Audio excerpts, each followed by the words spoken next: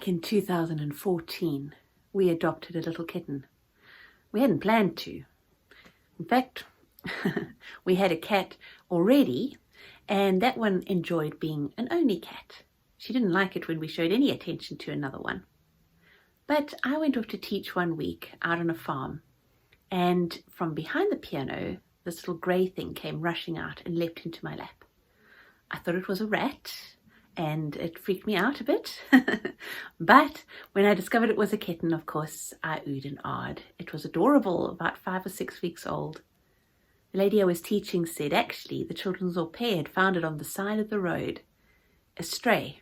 She wasn't able to keep it. She'd brought it to the farm, but they were due to go on holiday for 3 weeks. And being a wild little thing, it needed human company. Did we want it? I came home, asked Nick. He agreed, and I informed him it would be arriving the next day. It was amazing timing. Nick had been in a motorcycle accident and was feeling very sorry for himself. This little cat came in, snuggled up on his chest, and went to sleep.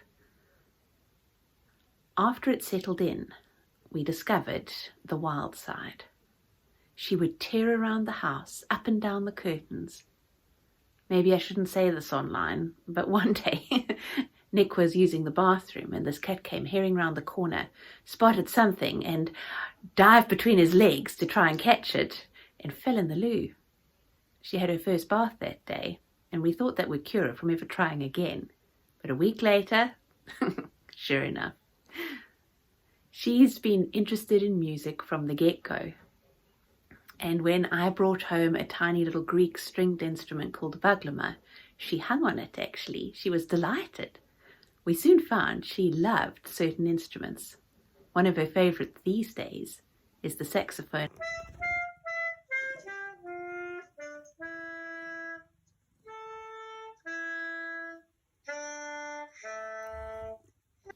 Over the years, she's gradually settled down.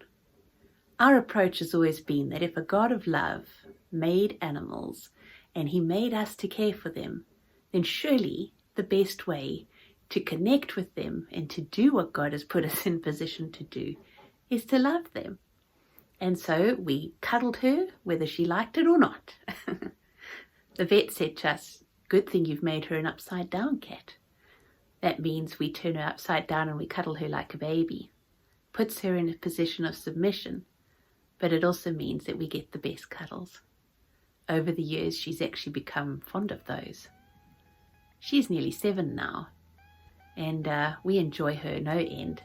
She's still got a wild streak, but it's taught us that just as we could invite something wild into our family, adopt it and love it, and it would slowly become part of the family and a little member that we love just as much as all the rest.